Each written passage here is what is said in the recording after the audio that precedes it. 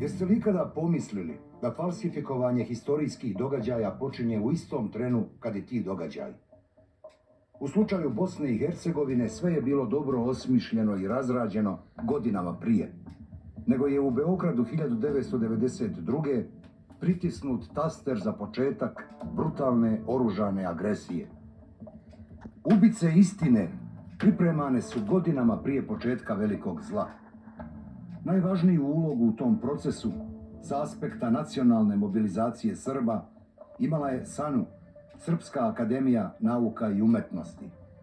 U njenom sjedištu u ulici Kneza Mihajla 35 u Beogradu začete su najmračnije ideje uništenja Bosne.